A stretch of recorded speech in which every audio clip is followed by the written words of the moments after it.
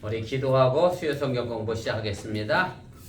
좋으신 하나님, 무더운 날씨에 저희의 삶을 지켜주시고 또 건강한 모습으로 이 저녁 시간에 만나게 하시니 감사합니다. 특별히 우리 조지사님 육신이 연약한 가운데서도 불구하고 오늘 이 자리에 함께 있는데 더욱 강건하게 세워주시고 하나님 앞에 나와 예비하는데 그의 육신이 질병 때문에 방해받지 않도록 하나님께서 눈동자까지 지키시고 보호하여 주셔서 이제 성경 공부를 시작하려고 합니다. 이 자리에 주의 성령이 임재하여 주시고 사탄 마귀가 틈타지 않도록 또한 지켜주셔서 예수님의 이름으로 기도드렸사옵나이다. 아멘. 우리 찬송가 508장입니다. 508장 우리 찬송하겠습니다. 우리가 지금은 나그네 되어도 화려한 천국에 머지않아 가리니 이 세상 있을 때 주 예수 위하여 끝까지 힘써 일하세. 주 내게 부탁하신 일 전사도 분모하겠네.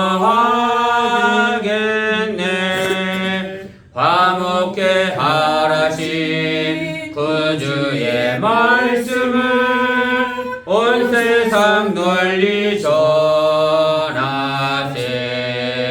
주 예수 말씀이 온 세상 만민들 흉악한 죄에서 떠나라 하시니 이 말씀 듣고서 새 생명 얻으라. 이 기쁜 소식 전하세. 주 내게 부탁하신 일 전사도 분모하겠네. 화목케 하라신 구주의 말씀을 온 세상 널리 전하세. 영생의 복락과 천국에 갈 길을 만대성 알도록 나가서 전하세. 주 예수 말씀이 이 복음 전하라. 우리에게 부탁하셨네. 주 내게 부탁하신 일 전사도 분모하겠네. 화목케 하라신 구주의 말씀을 온 세상 널리 전하세. 아멘. 우리 458장 우리 찬송 한 장 더 하겠습니다. 458장입니다. 너의 마음에 슬픔이 가득할 때 주가 위로해 주시리라. 아침에 같이 빛나는 마음으로 너 십자가 지고 가라. 참 기쁜 마음으로 십자가 지고 가라.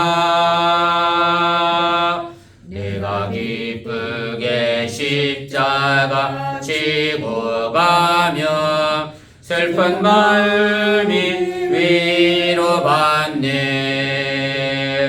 때를 따라서 주시는 은혜로서 가란 심령에 힘을 얻고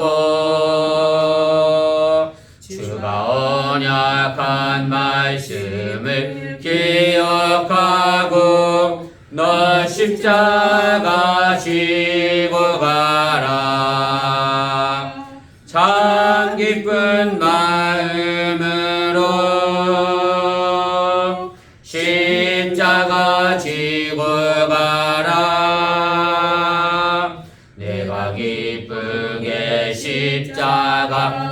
지고 가며 슬픈 마음이 위로받네. 내가 맡은 일 성실히 행할 때에 주님 앞에서 상 받으리.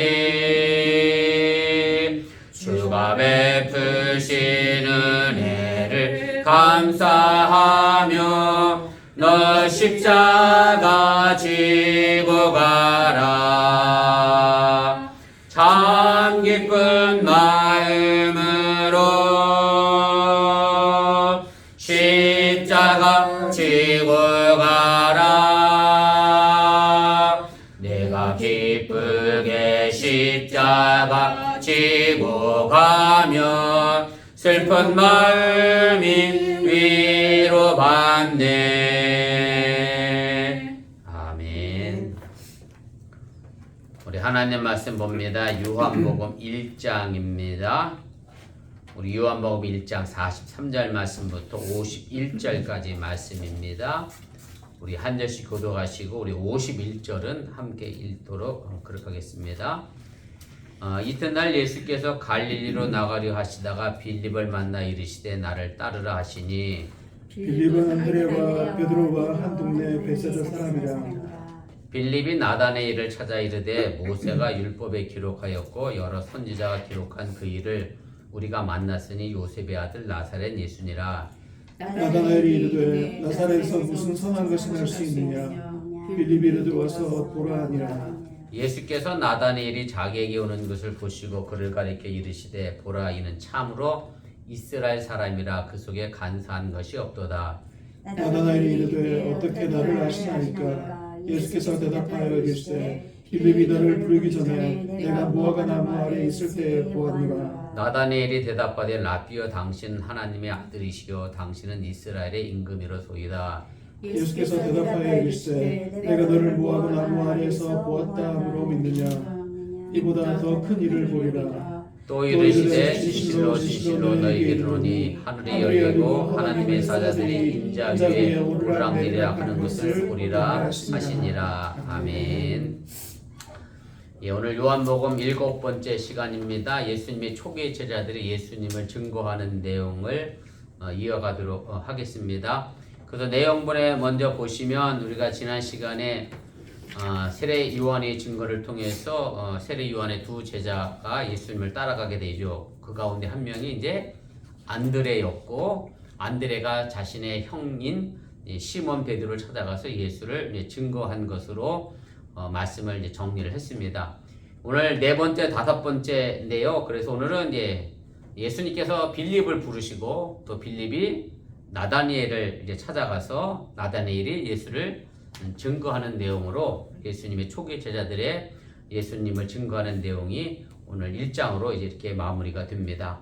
우리 본문 개요 보도록 하겠습니다. 그래서 제가 앞부분에 이미 말씀드렸던 것처럼 1번은 이제 바로 전달락에서 세례 요한이 자신의 두 제자에게 예수님을 이제 증거했고 그 결과 그 두 제자가 예수님과 친밀한 교제를 통해서 예수님의 제자가 됩니다. 그리고 그 중에 한 명은 안드레였고 그 안드레가 자신의 형인 베드로를 예수님께 이제 증거했고 그래서 예수님에게 베드로도 이제 제자가 됩니다.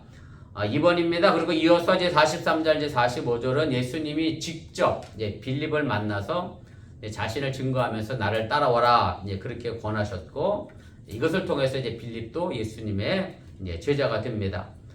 예수님의 제자가 된 빌립이 취했던 첫 번째 행동은 뭐냐면 안드레가 자기가 예수를 만나고 나서 베드로를 향하여 내가 메시아를 보았다라고 얘기했던 것처럼 빌립도 똑같이 나다니엘을 찾아가서 자신이 메시아를 만난 그 기쁨을 감추지 못하고 이제 증거를 하게 되는데 이것에 대하여 오늘 이렇게 길게 좀 설명을 했습니다. 나다니엘에게 모세 율법에 기록하였고 여러 선지자가 기록한 그 사람을 내가 만났다. 그러면서 이제 나다니엘에게 소개를 하게 됩니다. 그래서 오늘 이 빌립의 이 증언, 모세의 율법에 기록하였고 여러 선지자가 기록한 그이라고 하는 이 표현은 제가 본문 출석 시간에도 다시 이야기하겠습니다만은 이 구약 전체를 의미하는 이제 그런 내용이고 구약의 율법과 또 예언의 성취라고 하는 측면에서 또 신약 성경의 모든 저자들도 똑같은 생각을 가지고 예수님을 이렇게 증거를 하게 됩니다. 4번입니다. 빌립의 증거를 들은 이 나다니엘의 반응은 조금 뭐랄까요, 어찌 보면 좀 당황스럽게 나왔습니다. 뭐냐면 나사렛이라는 동네에서 무슨 선한 게 나겠느냐, 우리 식으로 얘기하면 개천에서 어찌 욕 나겠느냐, 이런 내용이고요. 그래서 나사렛에서 선한 것이 날 수 없기 때문에 당연히 메시아가 날 수 없기 때문에 그 메시아에 대해서 이제 거절을 하게 되고, 그러나 예수님께서 나다니엘을 먼저 알아보신 다음에 나다니엘의 신앙의 결단을 이끌어 내시게 됩니다. 그리고 5번입니다. 그렇게 나다니엘을 만나게 되자 나다니엘은 예수님을 향하여 뭐라고 고백을 하게 되느냐면 하나님의 아들이라 이렇게 이제 고백을 하면서, 물론 나다니엘의 이 고백은 이미 세례 요한이 증거했던 내용 그대로를 이제 되풀이하는 내용이고, 또 제가 병행 구조로 해서 요한복음 제일 마지막에 가면 20장 20절에 의심 만든 도마가 뭐라고 고백했느냐면 나의 주 나의 하나님이라는 말과 이제 정확하게 병행 구조를 이루면서 예수님은 하나님의 아들이라고 하는 이제 고백을 하게 됩니다. 우리 본문 주석 차례대로 보면 좀 자세하게 더 살펴보도록 하겠습니다. 예수님이 친히 나를 따르라고 말씀하신 제자는 누구입니까? 오늘 43절, 44절 말씀인데 제가 다시 읽어드릴게요. 이튿날 예수께서 갈릴리로 나가려 하시다가 빌립을 만나 이르시되 나를 따르라 하시니 빌립은 안드레와 베드로와 한 동네 베세다 사람이라. 그래서 예수님께서 그 이튿날 빌립을 만나게 되고 빌립을 청하여 나를 따르라 그렇게 말씀을 하게 됩니다. 이제 빌립은 이미 앞서 예수님의 제자가 됐던 안드레와 베드로와 같은 동네 출신입니다. 베세다 같은 동네 사람이고, 그래서 사람이다라고 번역된 히라보고 N이라는 히라보 단어를 사용했는데 영어 동사로 보면 영어의 비동사에 해당하는 겁니다. 그래서 비동사는 존재라는 의미가 있잖아요. 그래서 빌립은 베세다에서 쭉 존재해 왔던 사람이다. 굳이 직역하자면 그렇게 되고, 그래서 베세다라는 동네에서 쭉 같이 살았던 사람으로 그렇게 이제 표현을 하게 됩니다. 그래서 세례 요한이 이제 이곳에서 사역을 했고, 안드레도 세례 요한의 원래 제자였었고, 그리고 그래서 빌립도 어찌 생각해 보면 세례 요한의 제자였을 가능성이 높고, 아무튼 빌립과 안드레와 베드로는 같은 동네에서 같이 어부를 하던 그런 고향 사람으로서 매주 가까웠을 것으로 우리가 그렇게 이제 추정을 해 보게 됩니다. 가로 3번입니다. 그래서 요한복음 제자는 예수님이 가다가 빌립을 만난 것처럼 아주 우연히 만난 것처럼 그렇게 표현을 하고 있습니다만은, 그러나 예수님의 12제자 가운데 빌립이 들어가 있는 것으로 우리가 생각해 보면 예수님의 이 만남은 결코 우연의 만남이 아니라 예수님의 섭리 중에서 만날 수 있었다라고 고백을 해야 되고요. 사실은 우리들의 신앙인의 삶의 모습이 이제 그렇습니다. 우리가 그날 간혹 이런 말 많이 하잖아요. 참 우연의 일치로 어떻게 그렇게 딱 맞았어, 운이 좋았어, 이런 표현을 쓰는데, 사실은 우리 신앙인들은 우리들의 삶 전체가 우연을 가장한 하나님의 섭리 속에서 일어난 필연적인 일이었다라고 고백하는 그런 신앙이 우리에게 필요하다라고 하는 얘기입니다. 제가 여러분들을 이 어번이라는 교회에서 만났고, 여러분들이 또 저를 만났고, 서로 만난 것도 우연인 것 같지만 결과적으로 하나님의 필연적인 역사 속에서 만난 그런 신앙의 삶이 되어져야 한다라고 하는 얘기고, 그래서 우리 신앙인들에게는 내게 주어지는 모든 일들이 우연이 아니라 하나님의 섭리 속에서 이루어지는 그런 신앙의 고백이 있기를 바랍니다. 아멘. 가로 4번입니다. 그래서 예수님은 빌립을 보면서 나를 따르라 라고 말씀하셨고, 나를 따라오라고 하는 얘기는 단순히 나를 쫓아오라는 의미가 아니라 예수님의 제자가 되라고 하는 그런 적극적인 표현으로 예수님은 이제 빌립을 부르셨고, 제가 각주 2번에 달아드렸습니다만 마태복음 16장 24절에 보면 예수님께서 제자들에게 말씀하셨던 그런 내용인데, 제자가 되려고 하면 어떤 사람이 되어야 하느냐, 제가 읽어드리겠습니다. 예수께서 제자들에게 이르시되 누구든지 나를 따라오려거든 자기를 부인하고 자기 십자가를 지고 나를 따를 것이다. 그래서 내 고집과 내 생각을 버리고 예수님과 함께 내 십자가를 지고 가는 것이 예수님의 제자의 삶으로서 예수님을 따라가는 삶으로 필연적으로 요구된다라고 하는 얘기입니다.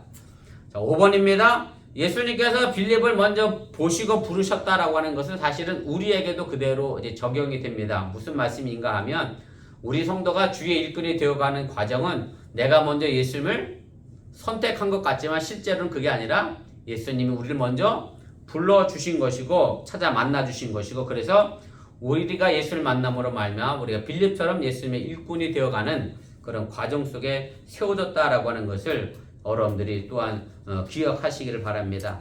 제가 각주 3번에 하나님 말씀 하나 달아들었습니다. 요한복음 15장 16절에 있는 말씀이죠. 예수님께서 제자들을 향하여 하신 말씀인데 너희가 나를 택한 것이 아니고 내가 너희를 택하여 세웠다. 그래서 예수님께서 우리를 택하여 세우셨다. 그래서 우리가 예수님의 일꾼이 됐다라고 하는 그 사실 또한 변함없이 믿으시기를 바랍니다. 아멘. 2번입니다. 예수를 만난 이제 빌립이 취한 행동은 무엇이었고 나다나엘의 반응은 어떠했습니까? 오늘 45절 46절 말씀입니다. 제가 다시 읽어드립니다. 빌립이 나다니엘을 찾아 이르되 모세가 율법에 기록하였고 여러 선지자가 기록한 그 일을 우리가 만났으니 요셉의 아들 나사렛 예수니라. 나다나엘이 이르되 나사렛에서 무슨 선한 것이 날 수 있느냐? 빌립이 이르되 와서 보라 하니라. 그래서 아까도 말씀드렸던 것처럼 이제 빌립이 예수님을 만난 그 기쁨을 이제 감추지 못하고 자기 친구였겠죠. 나다니엘을 찾아가서 내가 구약 성경에서 예언됐던 그 사람을 만났다라고 이야기를 합니다. 뭐 길게는 모세가 율법에 기록했고 여러 선지자가 기록한 분이라고 이제 이렇게 증거를 했는데 그 신약 성경에 보면 유대인들이 구약 성경을 표현하는 그런 말씀의 내용들 가운데 어떤 것들이 있느냐면 3페이지 제일 꼭대기로 가겠습니다. 유대인들이 이제 구약 성경을 표현할 때 이렇게 씁니다. 율법과 선지자의 글. 그래서 율법은 일단 어디까지겠어요? 모세 5경을 얘기합니다. 창세기, 출애굽기, 레위기, 민수기, 신명기까지. 그 다음에 선지자는 누구겠어요? 여러 예언자들, 소선지자, 대선지자 모두 포함하는 거. 그래서 사실은 구약의 율법과 선지자라고 하는 얘기는 구약 전체를 의미하고요. 또 누가복음에는 또 이렇게 돼 있어요. 율법과 선지자의 글과 거기다가 뭘 더 붙였느냐면 시편까지 하나 더 붙였어요. 제가 그 각주 5번에 달아드렸는데 누가복음 24장 44절입니다. 내가 너희와 함께 있을 때 너에게 말한 바 곧 모세 율법과 선지자의 글과 시편의 나를 가리켜 기록한 모든 것. 그래서 예수님은 결국 구약에서 예언된 사람이었고 그 예언된 것에 의하여 예수님 이 땅에 오셨고 나다니엘이 율법에 정통한 유대인이었기 때문에 아마 빌립은 이렇게 소개한 것으로 그렇게 우리가 생각을 해 볼 수가 있습니다. 그래서 제가 지난번에 청년들 속회 모임 할 때 청년들한테 구약 신약을 모르니까 구약은 옛날 언약, 신약은 새 언약 뭐 이렇게 돼 있는데 쉽게 설명하면 구약은 앞으로 오실 예수님을 증거하는 내용이고 신약은 이미 오신 예수님을 기록한 책이야. 이렇게 구분하면 쉽다. 그래서 구약 신약도 모르니까 제가 그렇게 설명했던 적이 있는데 아무튼 어쨌든 구약 신약은 다 예수님을 우리에게 증거해주고 나타내주는 그런 약속의 책이다 라는 것도 더 기억해 두시면 좋겠습니다. 3번입니다. 네, 나다나엘이라고 하는 이 이름은 요한복음에서 딱 2번 언급됩니다. 그리고 다른 곳에서는 전혀 언급이 되지 않습니다. 예수님의 12제자 가운데 나다나엘이라고 하는 이름이 있지는 않습니다. 그러니까 마태복음, 마가복음, 누가복음에 예수님의 12제자의 명단이 나와 있는데 거기에 나다나엘은 이제 존재하지 않고요. 그래서 그럼 도대체 이 나다나엘이 누구겠느냐라고 이제 추정하게 되는데 바돌로메가 아닌가 그렇게 이제 추정을 합니다. 그래서 나다나엘의 이름의 뜻은 하나님이 주셨다라고 하는 뜻이고 이제 바돌로메의 다른 이름으로 우리가 생각하게 되고요. 공간복음에서 그 나다나엘이라고 우리가 지금 한국어로 발음합니다만은 제가 히브리어입니다. 히브리어는 좀 그림 같아요. 히브리어는 오른쪽에서 왼쪽에서 오른쪽으로 읽는 게 아니고 오른쪽에서 왼쪽으로 읽어가요. 그래서 히브리어는 이렇게 써 있어요. 우리가 흔히 보던 이렇게가 아니라 이쪽에서부터 이렇게 읽어가는 거라 이제 그렇게 히브리어는 그렇게 보는 것이다. 상식적으로 알아두시고 근데 히브리어 발음은 이제 네타느엘이라고 이제 발음이 되는데 그래서 바돌로메가 이제 나오고 이제 바돌로메가 나다니엘 쉽게 말하면 나다니엘이 본명이고 바돌로메는 별명이었을 것이다. 그렇게 생각을 합니다. 그래서 우리가 지난주에 제가 말씀드렸지만 베드로의 진짜 이름은 뭐죠? 시몬이잖아요. 시몬이고 베드로는 예수님이 나중에 붙여준 이름이고 거기다가 게바라는 이름도 붙여줬죠. 근데 사실은 게바와 베드로는 같은 반석이라는 뜻이고 게바는 아람어로 이야기한 거고 베드로는 히라보로 얘기한 거고 그래서 그 차이고 베드로의 원래 이름은 시몬인 것처럼 나다나엘과 바돌로메의 관계도 이제 그렇게 생각이 되어지고요. 그 다음에 바돌로메도 사실 정식 이름이 아니라 이 히라보의 바는 무슨 뜻이라고 제가 말씀드렸는데 한번 설교 시간에 바는 아들이란 뜻이에요. 아들. 그래서 바돌로메는 돌로모의 아들 이런 개념입니다. 그래서 정식 또 이름도 아니었을 것이다. 우리가 이렇게 생각을 해볼 수가 있습니다. 가로 4번입니다. 나다나엘이 이제 빌립의 증거를 듣고 나사렛에서 무슨 선한 것이 날 수 있겠느냐? 쉽게 말하면 나사렛은 종교적이나 정치적으로는 아주 시골 촌동네이기 때문에 그곳에서는 메시아가 나올 수 없다. 왜냐하면 또 구약 성경에 나사렛이라고 하는 동네 자체가 한 번도 언급되지 않은 지역이기 때문에 별 볼 일 없다라는 식으로 이제 무관심하게 이제 생각을 하게 되고 그래서 예수님에 대하여 이제 거부를 하게 됩니다. 그러자 이제 빌립이 이 나다나엘에게 그렇게 얘기합니다. 그럼 내가 설명할 수 없으니 직접 와서 봐라 이렇게 이야기하게 되고요. 이것은 이미 앞서 말씀드렸던 것처럼 1장 38절에 예수님께서 이세례 요한의 두 제자에게 와 봐라 이렇게 얘기했던 거와 같은 응답으로 우리가 비교가 되게 됩니다. 그래서 나다나엘이 예수를 만나마자 이제 예수님을 향하여 눈을 뜨게 되고 또 요한복음 20장에 가면 도마가 예수님이 부활을 의심했었는데 예수를 만나자마자 그 의심을 풀어냈던 것처럼 나다나엘의 의혹도 사라지게 됩니다. 3번입니다. 나다나엘에 대한 예수님의 평가는 무엇이었습니까? 오늘 47절 말씀입니다. 예수께서 나다나엘이 자기에게 오는 것을 보시고 그를 가리켜 이르시되 보라 이는 참으로 이스라엘 사람이라 그 속에 간사한 것이 없도다 이렇게 평가를 하십니다.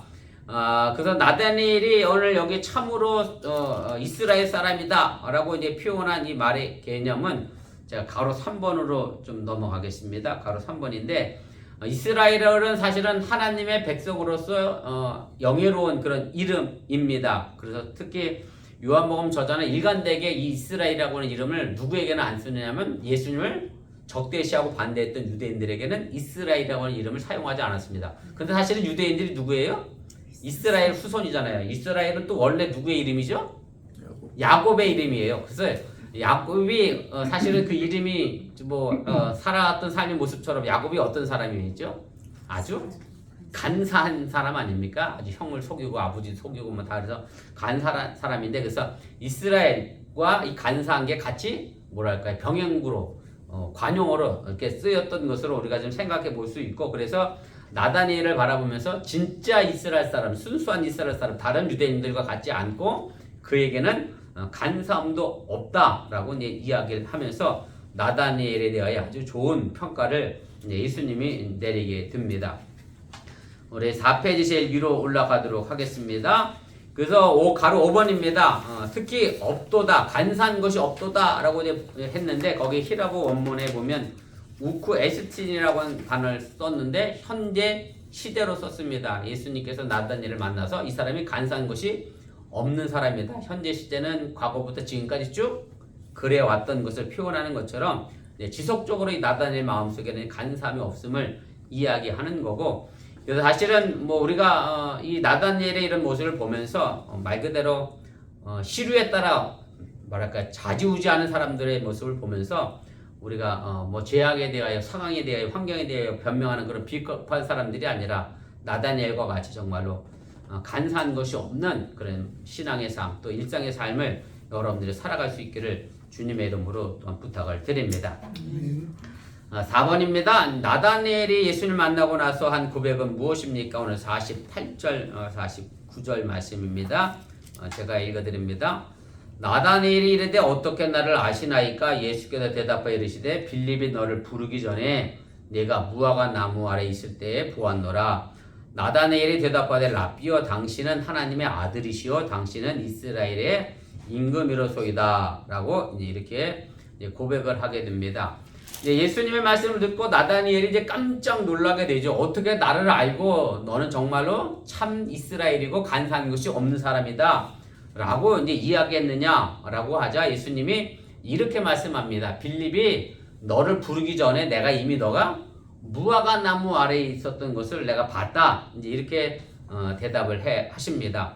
사실 이제 안드레가 베드로를 데려오기 전에 예수님은 베드로를 알아보셨어요. 그래서 그 1장 42절에 보면 베드로에게 장차 너는 게바 베드로라 불릴 것이다 라고 예언했던 말씀을 읽는 것처럼 예수님도 이제 나다니엘을 이제 알아보시게 되는데, 그래서 예수님께서 이 미래 알아보는 제가 거기 전지하심이라고 써 있는데 모든 것을 알고 계시는 예수님의 특징이 요한복음에서 전하는 예수님의 특징이라고 하는 사실 또한 여러분들이 기억하시기를 바랍니다. 제가 그래서 참조하시라고 요한복음에 있는 말씀을 각기 6번에 달아드렸는데 시간 날 때 한번 또 찾아보시면 요한복음이 전하는 예수님의 전지하심에 대하여 우리가 조금 더 잘 알 수 있게 됩니다. 자, 그럼 왜 하필 나다니엘이 무화과 나무 아래에 있었느냐? 이제 궁금할 수밖에 없는데요. 무화과 나무 아래라고 하는 말의 의미는 어떤 의미가 있느냐면 랍비들이 주로 율법을 연구하기 위하여 무화과 나무 아래 모여서 이 율법을 연구하던 그런 자리였습니다. 무화과 나무 자체가 또 어떤 걸 상징하죠? 예수님도 이스라엘 민족을 이제 상징했던 그런 적이 있었고, 또 무화과 나무 밑이 쉽게 말하면 또 무더운 날에 그늘을 만들어내는, 그래서 랍비들이 주로 율법을 연구하는 그런 자리였고, 그래서 나다니엘이 무화과 나무에 괜히 무화과 따먹으려고 서 있었다는 의미가 아니라 뭔가 율법을 연구하거나 혹은 아니면 하나님의 말씀을 묵상하고 있을 때 나다니엘을 봤다라고 하는 의미로 우리가 생각해 볼 수가 있습니다. 또 유대교에서 이 무화과 나무의 이미지가 이제 샬롬이라고 하는 평화의 이미지가 있고요. 그래서 악을 멀리하고 선을 향하는 나다니엘의 성품 또한 이 무화과 나무 아래에 있었다는 말로 우리가 대변하고 또 설명을 해 줄 수가 있습니다. 이것에 대해서 이제 나다니엘이 예수님을 향하여 이렇게 고백합니다. 당신은 하나님의 아들이고 이스라엘의 임금입니다 라고 이제 고백을 하게 되고요. 이 고백은 이미 세례 요한이 증거한 고백과도 일치하게 되고, 제가 각주 7번 달아드렸습니다만은 요한복음 1장 34절이죠.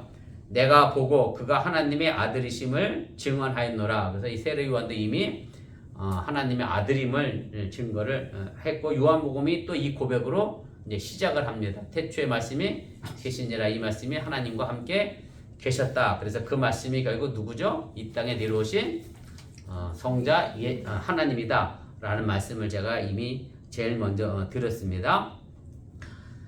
가로 5번입니다. 그래서 예수님은 하나님의 아들이고 이스라엘의 임금이라고 하는 이 나다니엘의 고백은 결국은 예수님은 이스라엘을 구원할 메시아, 그리스도, 구세주라고 하는 그런 말과 일맥상통한다라고 하는 것도 여러분들이 기억해 두시기를 바랍니다.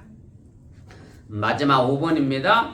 나다니엘에게 주신 예수님의 약속은 무엇입니까? 오늘 50절, 51절 말씀입니다. 제가 읽겠습니다. 예수께서 대답하여 이르시되 내가 너를 무화과 나무 아래에서 보았다므로 믿느냐? 이보다 더 큰 일을 보리라.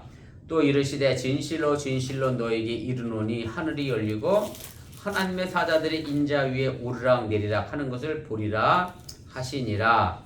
자, 예수님께서 나다니엘에게 이제 약속을 하셨습니다. 뭘 약속했느냐면 이제 시작은 이렇게 하죠. 내가 너를 무화과 나무 아래서 봤다고 해서 나를 믿느냐라고 하는 이 반문의 이야기는 제가 계속해서 요한복음 20장에 나와 있는 누구와 비교를 하죠? 도마와 비교를 합니다. 왜냐하면 1장과 20장이 서로 병행구조로서 평행선을 가고 있기 때문에 그렇습니다. 점점 중간중간으로 갈수록 한 내용으로 집중하는 게 요한복음의 이제 구조였기 때문에 그렇게 말씀을 드린 거고, 그래서 사실은 예수님 도마에게 뭐라고 말씀하시죠? 네가 나를 본 거로 믿느냐? 똑같은 말씀을 하시에요. 그래서 사실은 요한복음이 1장에서도 그렇고 마지막 장에 가서도 그렇고 보았다고 나를 믿는 것이 결코 옳은 믿음은 아니라는 것을 이제 이야기하고 우리에게 질문을 던지는 거고요. 진정 구원에 이르는 믿음의 기초는 뭐냐면 보고 믿는 게 아니라 보지 않고 믿는 믿음이 귀한 것이다 라고 하는 얘기입니다. 제가 언젠가 한번 들었던 말씀 같은데 믿음이라는 게 그렇잖아요. 내가 아는 것을 믿는 건 그 믿는 게 아니고 그냥 사실은 아는 겁니다. 내가 아는 걸 아는 거죠. 그런데 내가 알지 못하는 걸 믿는 게 사실 진짜 믿음인 것과 마찬가지로 오늘 이 요한복음에서 우리에게 어떤 믿음을 가질 것이냐라고 하는 것을 우리에게 가르쳐 주고 있다라고 하는 얘기입니다. 5페이지 제일 꼭대기로 가겠습니다. 그리고 나서 예수님이 이렇게 얘기합니다. 내가 너를 알아본 것이 문제가 아니라 이제 내가 이것보다 더 큰 일을 할 것을 내가 볼 것이다 라고 약속을 하고 계십니다. 그러니까 현재 나다니엘이 가지고 있는 메시아에 대한 지식으로는 상상할 수 없는 더 큰 일들을 예수님께서 이루실 것이다 라고 말씀하고 있는 것이고, 그래서 예수님은 나다니엘 앞에서 내가 어떤 메시아인지를 분명하게 보게 될 것이다 라고 약속을 해 주시게 됩니다. 자, 그럼 나다니엘이 보게 될 이보다 더 큰 일은 뭐냐라고 한다고 하면 51절에 있는 말씀으로 우리가 생각해 볼 수가 있습니다. 오늘 51절에 보면 이렇게 돼 있어요. 하늘이 열리고 하나님의 사자들이 인자 위에 오르락 내리락 하는 것을 보리라. 많이 보던 표현의 말씀이죠. 어디에 나와 있는 표현의 말씀이냐면 창세기 28장에 나와 있는 말씀입니다. 야곱이 아버지의 집을 떠나서 외산촌네 집에 가는 길에 광야에서 돌베개를 베고 잠을 자지요. 그때 하늘문이 열리고 사다리가 내려오고 천사들이 오르락 내리락 하는 것을 이제 보게 되지요. 제가 각주 8번에 달아드렸는데 보세요. 창세기 28장 12절. 꿈에 본즉 사다리가 땅 위에 서 있는데 그 꼭대기가 하늘에 닿았고 또 본즉 하나님의 사자들이 그 위에서 오르락 내리락 하고 이렇게 되어 있습니다. 그래서 바로 야곱이 본 환상의 내용, 계속해서 야곱과 관련돼서 야곱이 이스라엘의 참 이스라엘이다. 그리고 야곱처럼 간사한 것이 없다. 그래서 또 야곱과 관련된 말씀을 이제 사도 요한이 하게 되고요. 그래서 하늘이 열리고라고 하는 이 말의 의미는 하나님의 계시에 관한 이제 상징적인 언어 표현인 것이고, 사실은 예수님과 하나님과의 관계성 속에서 하늘 문이 열려서 예수님의 주의 하나님의 사자가 오르락내리락 한다는 얘기는 예수님과 하나님과의 관계 속에서 결단코 막힌 것이 없다라고 하는 것을 이야기하는 거고, 하나님과 예수님은 끊임없이 교통하는 분으로서 이야기를 하게 되고 예수님이 하나님의 충만한 계시의 자리에 있는 것을 의미하게 됩니다. 야곱이 사실은 그 돌베개를 베고 나서 거기서 뭐라고 이름을 지었느냐면 베델이라고 지었잖아요. 이름을 베델이라는 뜻이 뭐냐면 하나님의 집이란 뜻입니다. 사실 성경에 엘자가가 들어가는 것은 전부 하나님이란 뜻입니다. 베델은 하나님의 집, 이스라엘은 하나님의 백성, 이런 의미거든요. 그래서 야곱이 그 베델이라고 거기다 이름을 붙이고 하나님의 전이고 하늘의 문이었다라고 이야기한 것과 마찬가지로 예수님은 하나님과 그렇게 교통하는 자리에 서 있다라고 하는 얘기고, 그래서 더 나아가서 보면 궁극적으로 우리도 하나님과 그런 교통의 관계를 멈추지 않아야 하고 단절이 없는 교통을 계속해서 해 나가야 한다는 사실 또한 여러분들이 기억하시기를 바랍니다. 그런데 바로 5번입니다. 예수님께서 단순히 하나님과의 교통만을 이야기하지는 않으시고요.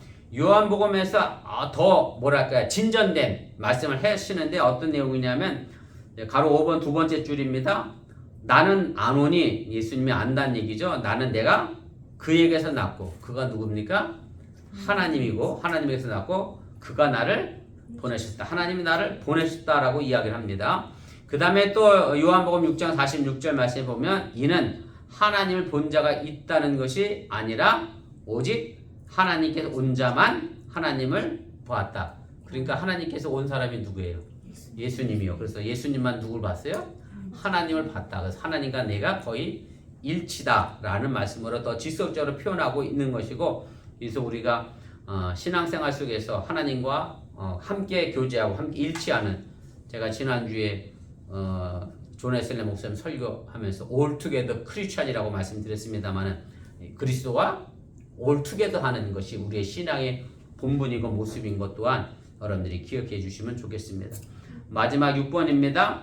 그러므로 나다렛이나 다른 사람들이 뒤에 이어질 요한복음의 표적에서 마땅히 보게 될 사실은 뭐냐면 예수님은 하나님의 아들이다. 그래서 요한복음 바로 이어 나온 2장에서 뭐가 나오죠? 이제 물로 포도주를 만드는 가나의 기적의 역사가 나오게 되고, 또 예수님의 순환의 역사 속에서 뭐를 보게 되느냐면 하나님의 아들이심의 영광을 이제 보게 된다라고 하는 얘기고, 예수님이 아버지와 하나라는 것과 또 그 하나 되심이 예수님의 영광의 본질이라고 하는 사실 또한 여러분들이 기억하시기를 바랍니다. 그래서 예수님의 초기 제자들 뿐만 아니라 세례 요한 모두가 다 예수님은 하나님의 아들이다. 요한복음 1장의 주제는 예수님은 하나님의 아들이다. 이것이 주제라고 하는 것도 여러분들이 기억해 주시면 좋겠습니다. 우리 잠깐 기도하겠습니다. 말씀을 기억하며 우리 1분여 정도 합심해서 함께 기도하겠습니다. 오늘 예수님의 초기의 제자였던 빌립과 나다니엘이 예수님을 만나고 이 두 제자가 또한 예수님을 향하여 하나님의 아들이라 그렇게 고백을 하게 됩니다. 우리들의 신앙의 삶의 모습 속에서 과연 나는 어떤 신앙의 삶의 모습들을 살아갈 것인가, 우리 좀 다시 한번 생각해보고 우리 또한 예수님을 하나님의 아들로 고백하는 그런 신앙인이 될 수 있기를 바랍니다. 우리 잠깐 기도하겠습니다. 사랑의 하나님 고맙습니다. 오늘 시간에 부족한 등의 말씀을 전했습니다. 오늘 빌립과 나다니엘이 예수를 만나고 나서 예수님이 하나님의 아들이심을 증거하고 고백하였습니다. 이 고백에 또한 우리에게 나타나는 고백이 되어지게 도와주시고 우리 그리스도인이 온전히 크리스찬으로 하나 되어져 나가 하나님과 함께 동행하며 나가며 하나님과 교통하며 교제하는 그런 신앙의 삶을 놓치지 않도록 인도하시고 함께하여 주시면서 내가 이 땅에서 신앙생활 하면서 예수님과의 관계가 단절된다라고 하면 우리가 신앙인이라고 말할 수 없는 것과 마찬가지로 정말 우리가 참된 그리스도의 모습을 가지고 오늘도 살아가게 도와주시고 예수 그리스도와 정말 함께하는 신앙의 백걸음이 될 수 있도록 인도하시고 함께하여 주시면서 나다니엘이 예수님을 만났을 때 그가 더 큰 일을 보겠다라고 말씀했던 것처럼 또한 우리들의 삶의 모습 속에 예수를 믿는 믿음을 가지고 정말로 더 큰 일을 만들어내는 기적의 주인공이 되어지게 도와주시고 하나님의 나라를 이 땅에 만들어가는 또한 산 증인의 역할을 감당해 나가시도록 인도하시고 함께하여 주시면서 하나님 특별히 아픈 이들 있습니다. 강건함으로 지켜주시고 또 한국에 간 이들이 싸우니 편안하고 안전한 여행들을 인도하 주시오나며 또 이번 주 부족한 중에 교회의 자리를 빈 가운데 있습니다. 많은 이들이 그나 빈자리를 채워가게 도와주시고 오시는 우리 윤정 목사님에게도 큰 은혜를 도와주시고 오늘 주일 예배가 잘 들어지도록 또한 인도하시고 함께하여 주시옵소서. 이 일들이 주님 가운데나 동행하고 함께하는 믿음의 삶, 신앙의 삶이 되도록 인도하시고 함께하여 주시옵소서. 믿습니다. 아멘. 감사합니다. 사랑의 하나님, 오늘 나다니엘이 예수님을 만나고 나서 하나님의 아들이다 라고 고백합니다. 빌립이 고백했고 안드레가 고백했고 더 나아가 세례 요한이 증거하였고 세례 요한 사도 요한을 통하여 또한 하나님의 아들이심을 우리에게 가르쳐 주었습니다. 그 예수 그리스도가 지금 나와 함께하고 있음 또한 우리가 잃어버리지 않게 해주시오나며 예수님이 하나님과 끊임없이 교통하는 것처럼 우리 또한 그 예수님과 끊임없이 교통함으로 말미암아 하나님의 자녀로서 이 땅에서 믿음으로 또한 승리케 하여 주시옵소서. 이 모든 말씀 예수님의 이름으로 축복하며 기도드렸사옵나이다. 아멘. 하늘에 계신 우리 아버지여, 이름이 거룩히 여김을 받으시오며 나라의 마옵시며 뜻이 하늘에서 이루어진 것 같이 땅에서 이루어지이다.